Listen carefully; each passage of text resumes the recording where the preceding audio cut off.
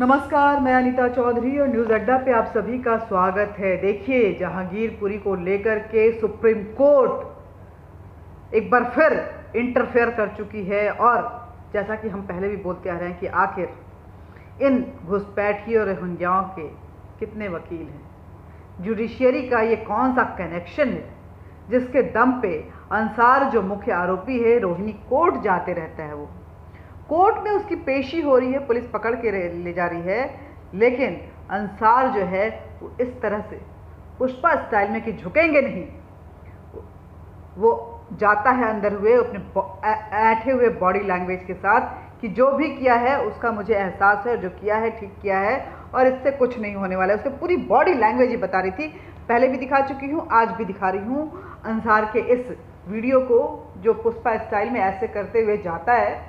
और इसका मतलब कि मैं झुकूंगा नहीं। कहीं ना कहीं अंसार को ये एहसास था कि ठीक है, तुम जितने हंगामे कर लो, जितने शोर मचा लो, हमने पत्थरबाजी भी कर दी और हमारे बचाने वाले भी आएंगे। वो मैराथन लगाते हुए कोर्ट पहुंचेंगे और फिर कोर्ट में हमारे बचाने वाले लोग होंगे जो हम पे स्टे लगाएंगे। आप हमारा बाल भी बांका नहीं कर सकते हैं। सुप्रीम कोर्ट का जो फैसला आया है उससे तो यही लग रहा है, जहांगीरपुरी में वहां पे इंक्रोचमेंट था, अतिक्रमण था, अनऑथराइज्ड कॉलोनी है। इससे पहले भी 6 बार वहां पे इस तरह के बुलडोजर चलाए जा चुके हैं, इस बार भी चलाए गए और चलना चाहिए था। जिस इंक्रोचमेंट के साथ वहाँ पे घुसपैठिए रह रहे हैं, वहाँ आम नागरिकों को वो परेशान करेंगे, उनके पर्व त्योहारों पे वो पत्थरबाजी करेंगे, तो जाहिर सी बात है वहाँ बुलडोजर चलना चाहिए। उसके लिए किसी परमिशन लेने की ज़रूरत नहीं है। लेकिन चलो, परमिशन की दुहाई देते हुए भी अगर सुप्रीम कोर्ट इस तरह से इंटरफेयर करते रहेगी तो आखिर इन अपराधियों का, दंगाइयों का और इन आतंकवादियों का, इन जिहादियों का मनोबल कितना बढ़ जाएगा। कल को आपका हमारा रास्ते पे चलना मुश्किल होगा। आपको पता है कि इस दंगे में अभी तक जितने आरोपी जो हैं वो पकड़े गए हैं, उनका पश्चिम बंगाल कनेक्शन है और पश्चिम बंगाल से उनका बांग्लादेशी कनेक्शन है। यही वजह है कि लोगों को ये बात सता रही है कि ये घुसपैठिए धीरे धीरे नासूर बनकर, घुन बनकर आपके देश पे कब्जा करते जा रहे हैं, आपकी ज़मीनों पे, आपके रिसोर्सेज पे कब्जा करते जा रहे हैं और अपने स्वार्थ के लिए, इस देश को तोड़ने के लिए बाहरी ताकतों का कठपुतली बनकर ये केजरीवाल और राहुल गांधी जैसे लोग इनको शरण दे रहे हैं, इनको प्रोटेक्शन दे रहे हैं। वही कपिल सिब्बल, वही दुष्यंत दबे, वही संजय हेगड़े, वही प्रशांत भूषण, वही वृंदा करात, वही इंदिरा जयसिंह। ये एक कॉमन नाम है कि अगर कश्मीर में भी पत्थरबाजी होती है तो उन पत्थरबाजों की नुमाइंदगी करने ये कोर्ट पहुंचते हैं और उनके लिए मानवाधिकार के दुहाई देने लगते हैं। और अगर दिल्ली में भी पत्थरबाजी होती है, शाहीन बाग होता है, आईबी के अंकित जैसे लोगों को, जवानों को मार दिया जाता है, तब भी इनको मानवाधिकार की परिस्थितियों का हवाला देते हुए वो इसको जस्टिफाई करने की कोशिश करते हैं। वो कोर्ट जाते हैं और कोर्ट का वो कौन सा गैंग है जो स्टे दे देता है, उनको रियायत दे देता है। आंदोलन अधिकार है, इस तरह की स्टेटमेंट करता है, आम आदमी के अधिकारों का हनन करती है ये कोर्ट। आखिर ये कौन सी कोर्ट है? आपको बताते हैं कि पश्चिम बंगाल से क्या कनेक्शन है। जहांगीरपुरी हिंसा का बंगाल कनेक्शन जो है, धीरे धीरे ये परतें खुलती जा रही हैं। जहांगीरपुरी हिंसा में गिरफ्तार ज़्यादातर आरोपी पश्चिम बंगाल के रहने वाले हैं और वहाँ से जो खबरें आ रही हैं, जो छानबीन चल रहा है, उससे पता चल रहा है कि उनके कागजात पूरे दस्तावेज नहीं हैं, उनका बांग्लादेश कनेक्शन भी है। हम लगाते रहे हैं कि जहांगीरपुरी में बांग्लादेशी बड़ी संख्या में रहते हैं। ऐसे में दिल्ली पुलिस गिरफ्तार आरोपियों के बांग्लादेशी कनेक्शन भी खंगाल रही है। इसीलिए दिल्ली पुलिस क्राइम ब्रांच की टीम पश्चिम बंगाल के तमाम आरोपियों के घर और उनके रिश्तेदारों से पूछताछ कर रही है। उन्हें गिरफ्तार करके उनका बांग्लादेश कनेक्शन जो है वो ढूंढा जा रहा है और बहुत सारी परतें खुलती जा रही हैं, बहुत सारे साक्ष्य भी सामने आ रहे हैं। अंसार, पुष्पा वाला वो अंसार हिंसा का मुख्य आरोपी है, पश्चिम बंगाल का रहने वाला है। एक कबाड़ी वाला अंसार जो कि मोटे मोटे चेन पहनता है, उसके ना जाने कैसे कैसे विजुअल्स जो हैं वो सामने आ रहे हैं। वो शराब का धंधा करता है, वो जुए का धंधा करता है, ये सारे फोटोग्राफ्स आ रहे हैं, सारे विजुअल्स आ रहे हैं। वो अंसार पश्चिम बंगाल का रहने वाला है और हनुमान जयंती पे हनुमान भक्तों पे पत्थर बरसाता है, और जब कोर्ट में जाता है तो बड़ी बेशर्मी के साथ, बड़ा बेखौफ होके वो ऐसा करता हुआ मीडिया के सामने चला जाता है, मतलब पुष्पा स्टाइल में नहीं झुकूंगा और बर्बाद कर दूंगा, ये धमकियां देते हुए जाता है, क्योंकि उसको पता था कि कोर्ट यही करने वाली है। ये जुडिशियल जो नेक्सस है वो जिहादियों के साथ है और वो लॉबी उनको बचाएगी और वो बच जाएंगे। अभी तक तो बचते ही आ रहे हैं। असलम, हिंसा में गोली चलाने वाला वो व्यक्ति पश्चिम बंगाल का रहने वाला है। सलीम चिकना पश्चिम बंगाल का रहने वाला है। सोनू शेख उर्फ इस्लाम पश्चिम बंगाल का रहने वाला है। दिलशाद पश्चिम बंगाल का रहने वाला है। आहिर उर्फ आहिद पश्चिम बंगाल का रहने वाला है। जाहिद पश्चिम बंगाल का रहने वाला है। मुख्तियार अली पश्चिम बंगाल का रहने वाला है। जाकिर पश्चिम बंगाल का रहने वाला है। अक्सर पश्चिम बंगाल का रहने वाला है। दिल्ली पुलिस क्राइम ब्रांच की टीम पश्चिम बंगाल में अब तक कुल 6 आरोपियों के ठिकाने पर पहुंचकर जांच पड़ताल शुरू कर चुकी है और जो साक्ष्य सामने आ रहे हैं वो बेहद चौंकाने वाले हैं। इसीलिए ममता दीदी बोल रही हैं कि मैं बुलडोजर नहीं चलाऊंगी, मैं ये दहशत की राजनीति नहीं करती, क्योंकि आप तो दहशत को पनाह देती हैं, इस देश को तोड़ने वालों को पनाह देती। इन सब के बीच में क्या बोल रहा है मौलाना तौकीर रज़ा, ये भी सुनना बहुत ज़रूरी है। मौलाना तौकीर रज़ा धमकी दे रहा है। मौलाना तौकीर रज़ा का कहना है कि अगर यही हालात रहे तो देश गृह युद्ध की तरफ जाएगा। भड़काऊ भाषण दे रहा है, भड़काऊ बयान दे रहा है मौलाना तौकीर रज़ा। मौलाना तौकीर रज़ा का कहना है कि बुलडोजर पर अगर यही हाल रहा तो तौकीर रज़ा जिस दिन बोल रहे हैं कि मुसलमान जिस दिन सड़कों पे आ जाएगा उस दिन इस देश को संभालना मुश्किल हो जाएगा।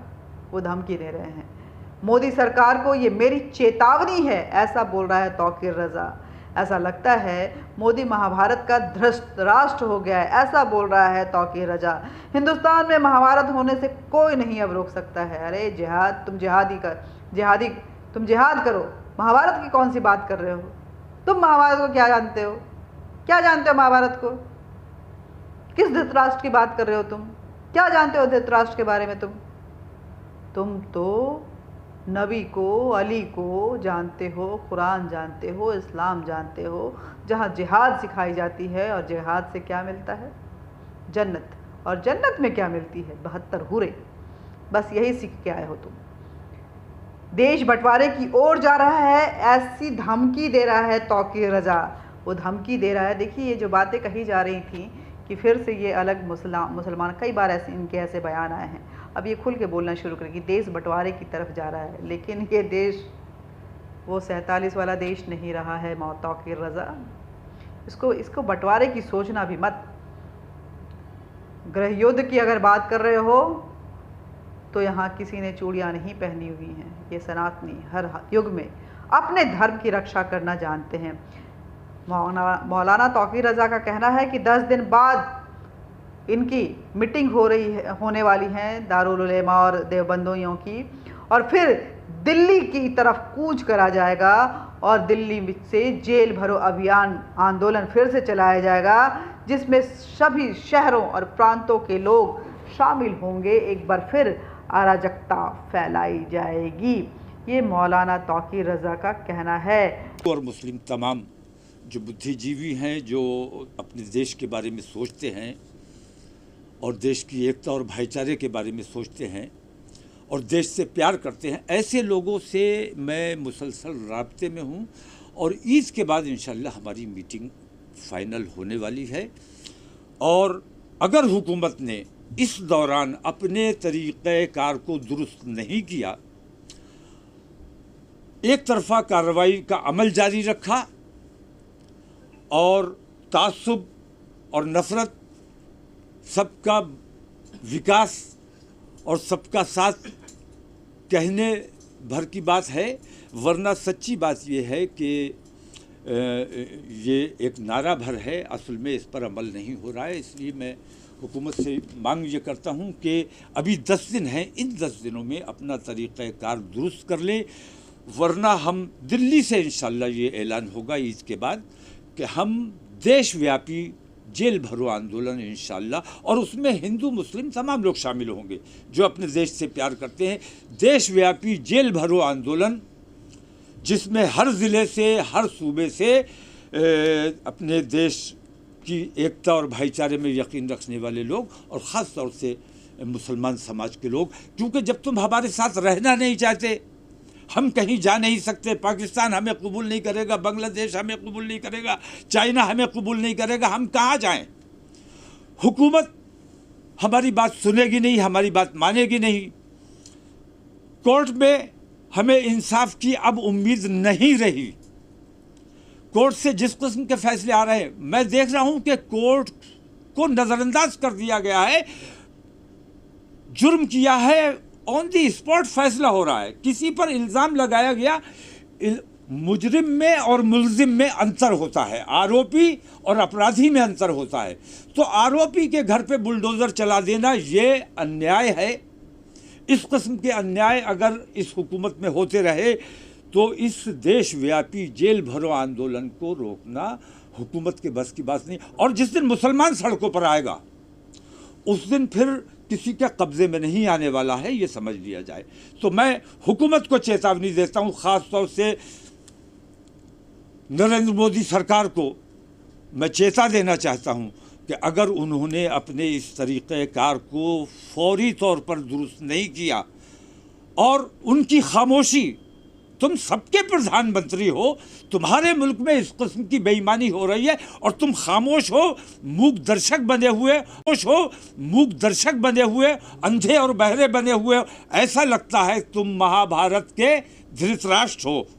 क्या नाम था उनका, वो जो अंधे महाभारत में थे, यही थे। तो धृतराष्ट्र की वजह से ही अगर धृतराष्ट्र अंधे और बहरे न बने रहे होते और वो तमाम बेईमानी न देखते रहे होते तो महाभारत ना हुई होती। और अगर नरेंद्र मोदी धृतराष्ट्र की भूमिका से बाहर नहीं आए तो हिंदुस्तान में भी महाभारत होने से कोई बचा नहीं सकता, क्योंकि आतंकवादियों के हौसले बहुत बुलंद हैं और पुलिस और प्रशासन और हुकूमत का सहयोग उनको बराबर मिल रहा है।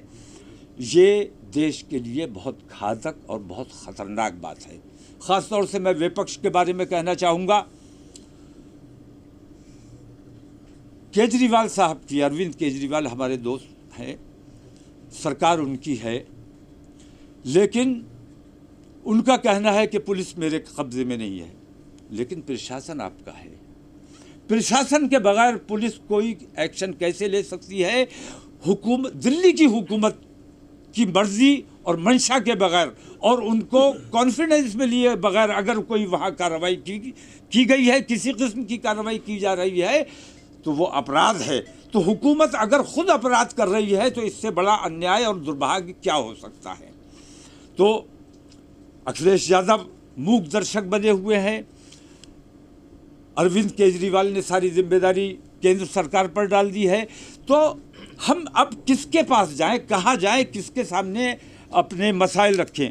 ख़ास तौर से उत्तर प्रदेश में मैं कहना चाहूँगा कि अखिलेश यादव जैसे नेताओं पर भरोसा जो मुसलमानों ने किया, उसका खमियाजा आज मुसलमानों को भुगतना पड़ रहा है। मैं उत्तर प्रदेश की एकता और अखंडता और देश प्रेम में यकीन रखने वाले तमाम समाजवादी के विधायकों से ये अपील करता हूँ कि समाजवादी पार्टी से उन्हें तुरंत इस्तीफ़ा दे देना चाहिए, वरना कल चुनाव आएगा तो तुम मुसलमानों को मुंह दिखाने के लायक नहीं रहोगे।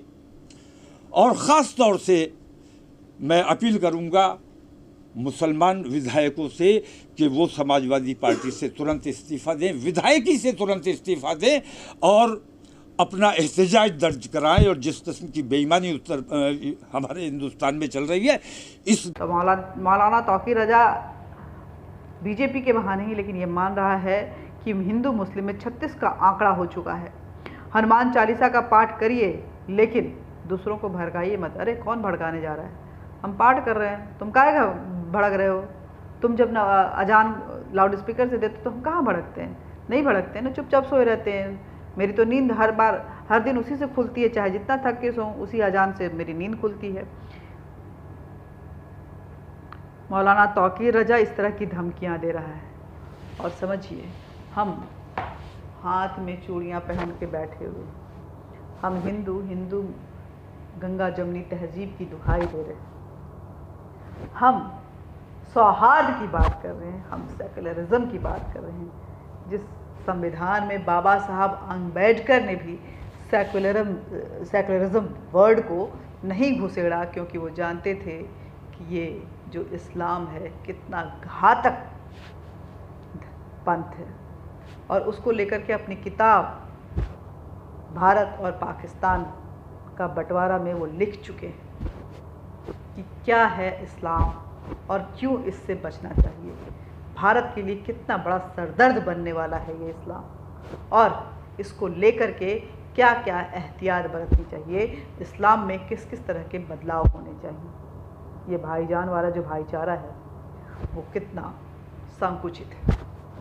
जय हिंद, जय भारत। वीडियो को ज़्यादा से ज़्यादा शेयर कीजिएगा, लाइक कीजिएगा, सब्सक्राइब कीजिएगा, बेल बटन दबाइएगा, इस बेखौफ आवाज़ को अपना समर्थन देते रहिएगा, ताकि भारत को बचाने के लिए, इस देश के नागरिकों को बचाने के लिए हिंदू और मुसलमान से ऊपर उठकर हम सबको एकजुट होने की ज़रूरत है। और जब तक एकजुट नहीं हो जाएंगे तो मौलाना तौकीर रजा जैसे मौलाना और अंसार जैसे बांग्लादेशी घुसपैठिए जिहादी हमारे देश को बर्बाद करते रहेंगे। जय हिंद, जय भारत।